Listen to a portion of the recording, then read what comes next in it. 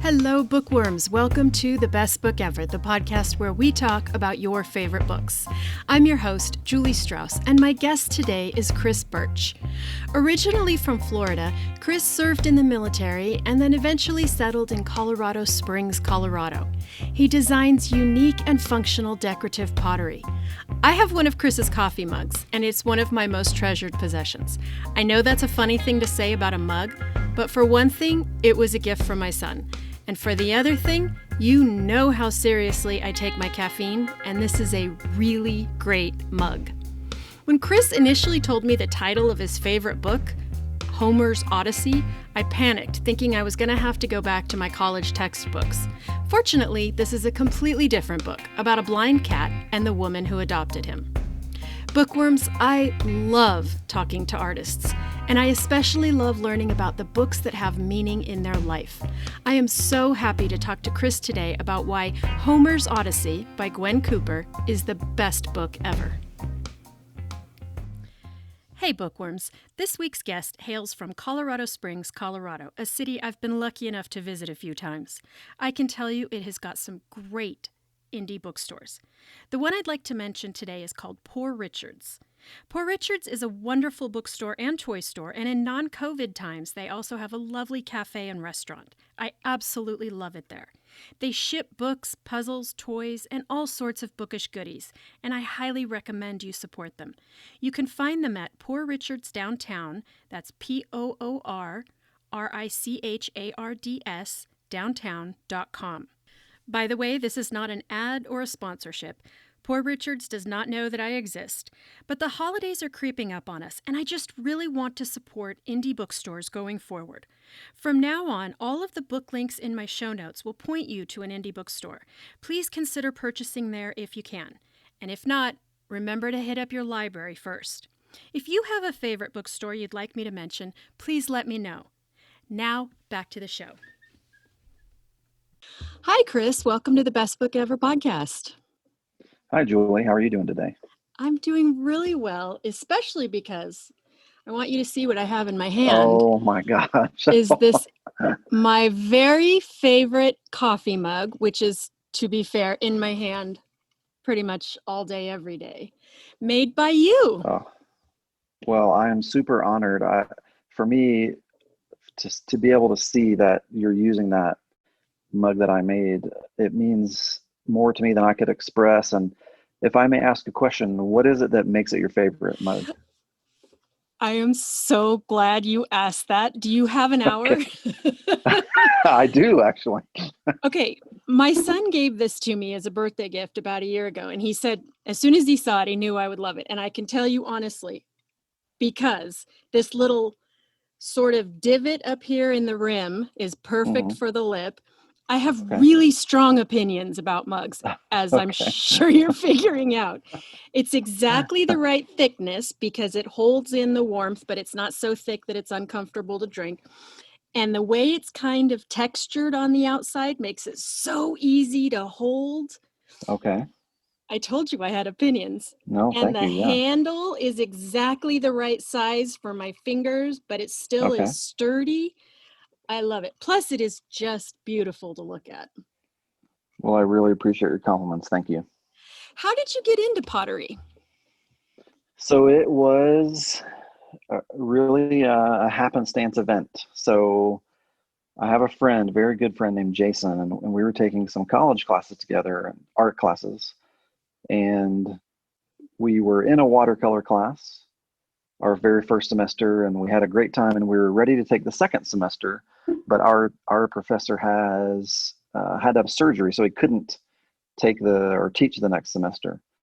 So we were kind of back to square one and talking about what our interests were, and I noticed that there was a ceramics class at the college we went to, was Pikes Peak Community College in Colorado Springs, and I said to him, hey, my mother did ceramics, I think we could handle it too, and honestly, just a complete, just thinking about the first time touching clay, because I'm 7 years removed from that moment, but it's never far from my head as far as what it's done for me. Just from the way it feels when you make something, the fact that you could take this lump of clay and make a vessel that can hold food or be a decoration for someone is an amazing attribute of it in and of itself. But the therapeutic value for me, just the place I can be in my head while working on clay is just from another world.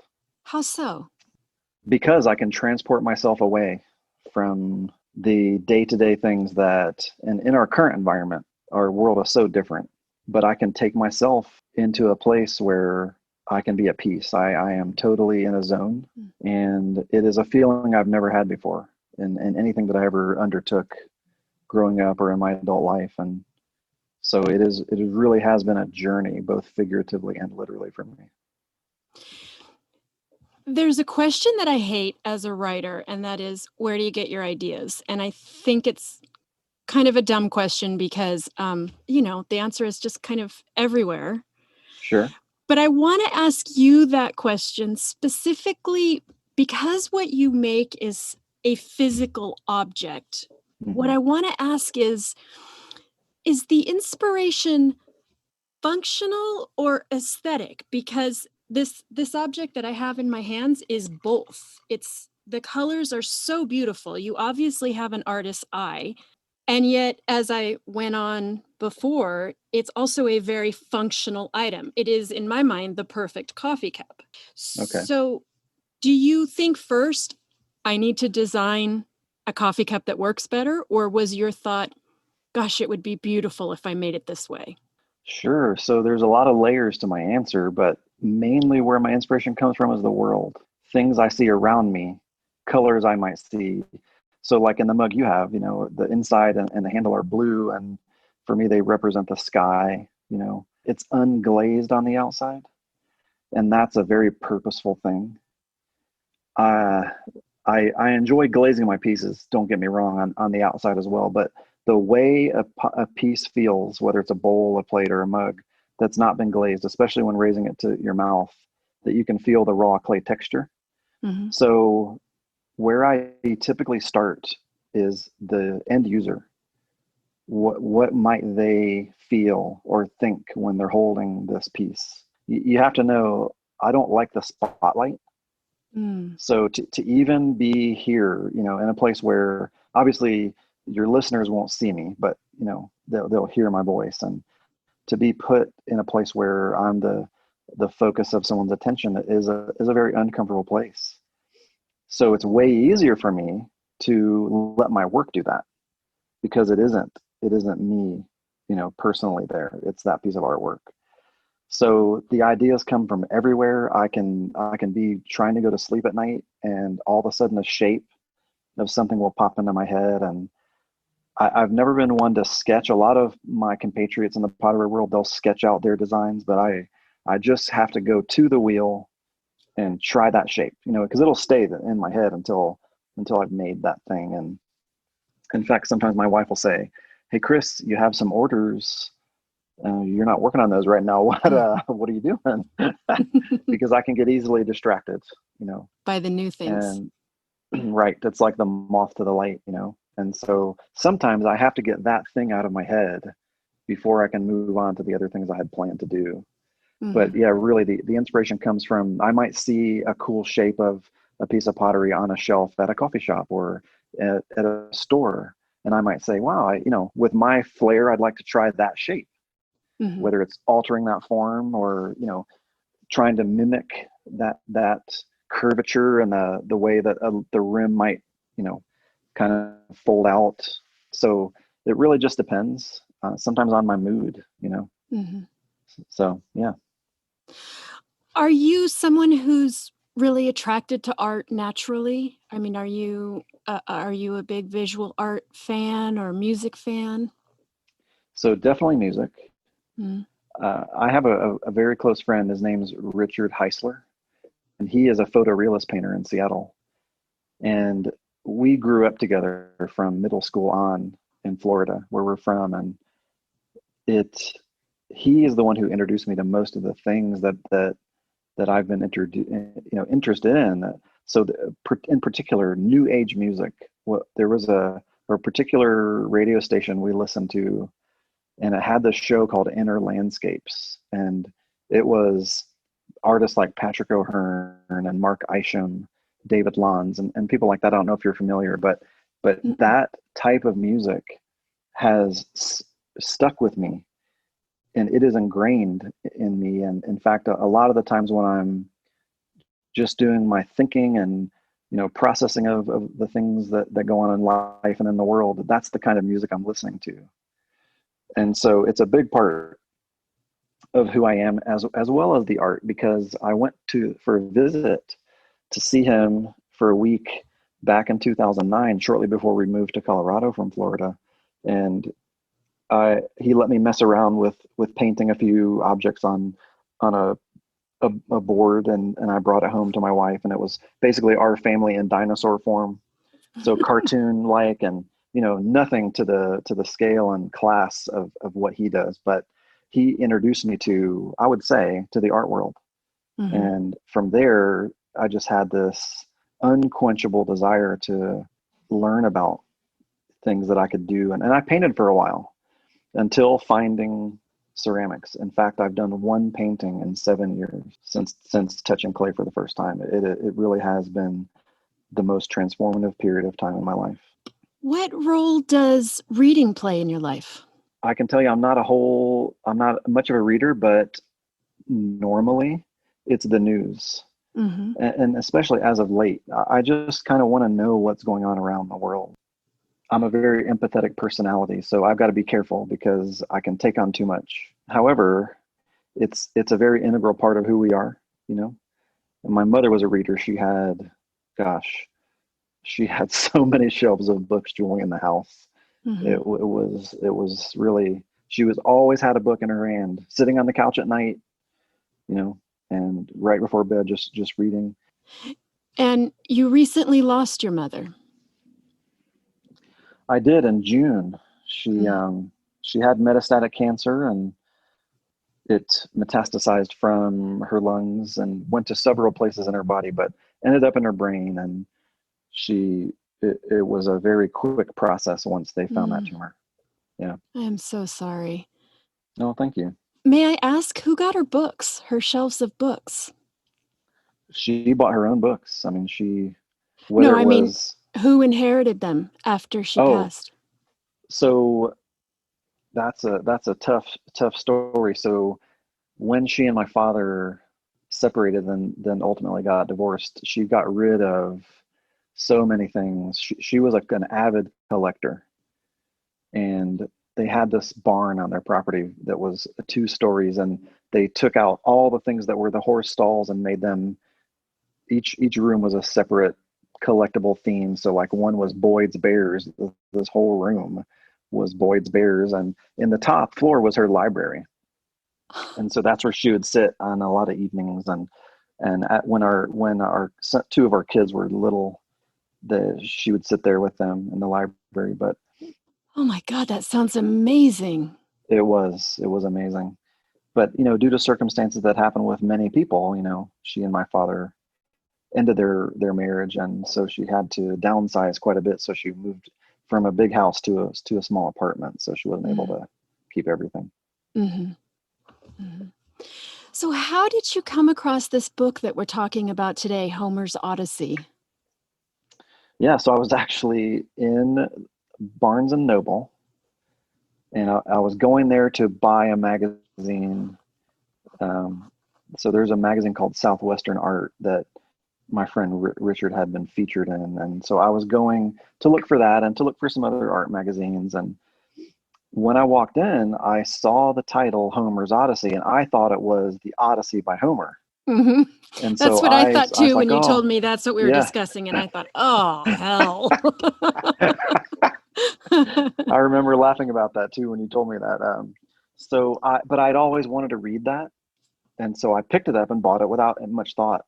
But to my utter surprise, the book is about a cat, as you know, and how an animal can change someone's life, you know? And so for Mhm. me, it made a very, uh, I mean, it holds such a high level of importance to me because right before starting my ceramics class was when I finished the book. And so it's closely tied to my ceramic journey. So I do hold the book very, very near and dear to my heart. Are you a pet person or an animal person? So usually other people's animals, yes, definitely. Uh, I have a cat allergy. So believe it or not, we have a cat. Now, the interesting thing about that is my sister passed away in 97 in a car accident. And that was really, for me, a pivotal moment in life. I realized we have such little control of things, and things can be so quickly taken away from us. And so her name was Jenny. And after a number of years of not wanting to have pets, we've had a couple dogs in the time that I've been with my wife, which is about 21 years. And we've had a couple other cats and, a rat and things like that. But I'm just not a huge pet person, just because in my experience, a lot of times, especially a dog will tear things up, and so for me, it was always a struggle to cohabitate with an animal. But when you're outnumbered by all of your kids and your spouse who want to have an animal, Yeah. sometimes you just raise a white flag. So what's interesting about our cat is my wife went to and our daughter Savannah went to the Humane Society, and they adopted a cat. She was the only cat left, and she was a kitten. And I don't know how she wasn't adopted, because she's like a calico tabby mix. Her colors are just amazing. So, and the name tag on the cage was Jenny. My wife had no choice, but to adopt her. Mm-hmm. But actually, she does not give off the dander that I'm allergic to. So I can pet her, and she can lay in our bed with us. And I, I feel like I want to say that, there's higher purpose and meaning behind that, where some would say, she just doesn't give off the dander. So, whichever way you want to see it. But for Uh-huh. me, she's a very special cat for sure. So that's what means so much to you about this book, is the connection to your pottery, because you Absolutely. finished it before you started your pottery. Yes, it is. It was almost like, and again, because I don't read much, the fact that I got that book and I was so Mm. engrossed in it from the first page, that, and because of the time frame when I read the book, it's so tied to the ceramics and what that part of this piece of my total life journey it really means. And so, yeah. What about your life changed when you started ceramics? Do you have an hour? You listen to me talk about the coffee cup, so I'm going to listen to this. I lived a life of material possession in my 20s and 30s, and I ran my parents' business for them. Well, help them run their business, I should say. And so we were doing pretty well financially, and I lived in this headspace of, my sister was taken from me suddenly. We could lose this all tomorrow, so why not enjoy it? And there was no forethought to the future. There was no, I mean, I paid my bills. We had a roof over our head. We had food. We didn't want for anything. But I tried to fill my life with things that would take away my pain. And, in my wife's eyes, that wasn't a very healthy place, to be. And so when I say material possessions, I bought high performance cars and motorcycles. That was my thing. And knowing that my sister was killed in a car accident, like, you'd think I might not behave in such a way, right? But I didn't put two and two together at the time. And so essentially, through that process of living without a care, and not trying to preserve things for the future, we ended up, when the housing market took a downturn in 2008, we ended up losing everything, and having to have vehicles repossessed, and we had to sell our house. And that was right at the same time that we were leaving the employ of my father, who sold his company to a big business. And so it just wasn't good culturally. So my wife and I started our own pressure cleaning business in Florida, which, if you've been to Florida, there's lots of algae and mold everywhere, just because of Okay. the climate. So there was plenty of work for us. But with the housing market downturn, we lost that too. Mm. And so that put me in a place of constant struggle. The interesting thing about finding ceramics, and I use this term, finding my center. And one of the first and critical things you learn in wheel throwing ceramics is how to center the piece of clay. Because if you don't have it centered, you can't pull up the walls evenly. It will be very imbalanced, which to some degree is okay in life, in artwork. You don't have to have something completely symmetrical, but that's my goal when throwing functional pottery on the pottery wheel. What finding ceramics did for me is help balance my life, because I am a creative person, but I never really understood what it would take to actually put that into practice. I've always had lots of lofty ideas, lots of things I wanted to try, but never, again, really put the effort in, to something. Normally I would try something, learn it, be satisfied, and try something new. And so for me, it was a stripping away of all of the senseless things that I did and ways I behaved. And it created a new Chris, and my wife can definitely attest to, I would say that it changed everything about me. My perception, my goals, my dreams, ambitions, my, focal points in my life. I learned what's really important. And what's really important? The people in your life. Mm. And I used to take everything for granted. And again, knowing what I knew about how easily this life can be ended, I still took it all for granted. And now I see the impact, and especially how recently, my mother has passed, and now not having that counsel and that person who was there for me to vent to or to ask advice of. And it's our turn now to go forward, and maybe be that or give other people the ability to hear words from us. Mm-hmm. We might not be able to have that advice given from our parents any longer. And so I think it's our turn to be those examples. And so it's daunting to me, but Mm-hmm. I feel like that's where I'm at in life. Mm-hmm. It's interesting that you make that connection, because I do think that was the theme of the book. She says several times, the point is who she was in taking care of this. For those who haven't read the book, that it's an eyeless kitten. The amount of work cats scare me anyway, but the amount of work of taking care of this particular kitten just sounds horrifying to me. And the theme of the book is very much who she is when she is taking care of. And that's what I'm hearing from you as well, is who you are in the taking care of your mom, and now who you are in the next step, which is taking care of your kids, taking care of the people around you. And it's also in your work, isn't it? The holiness is in the work itself, because I have a feeling you would be doing pottery even if you were not selling it. Is that true? Very true. And I've said this several times to people that I meet when they ask, why do you do what you do? You might be able to do other things in your life, but why this? And I ask them a question, what is the common denominator when an archaeological dig happens? What do they find normally?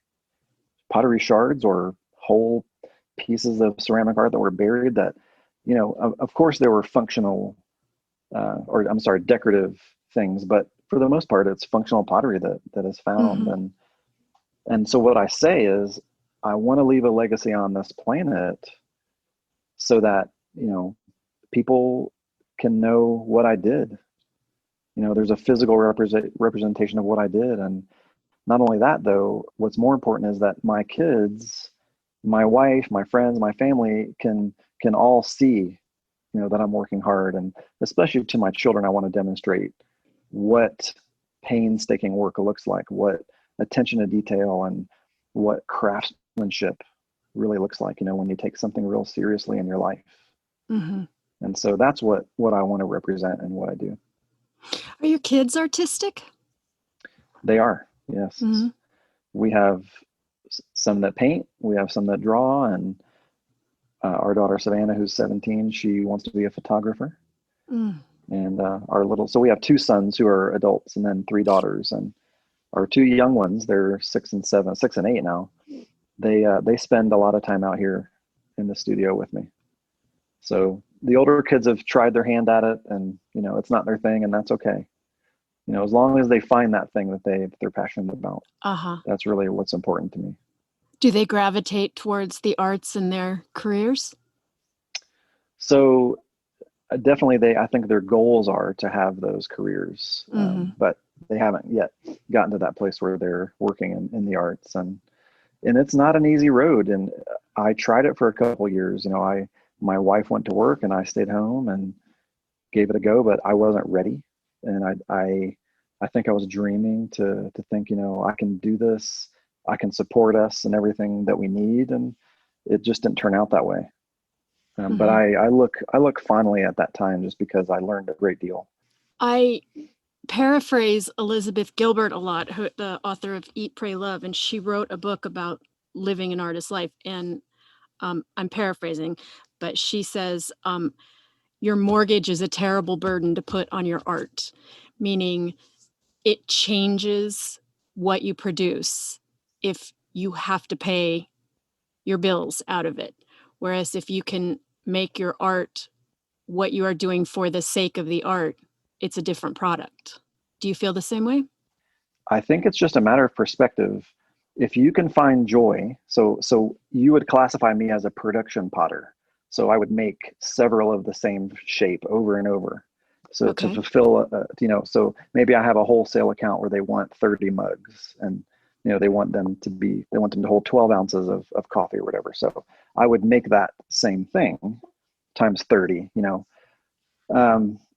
I guess I just still enjoy the process of making. It's okay if it's a repetitive shape.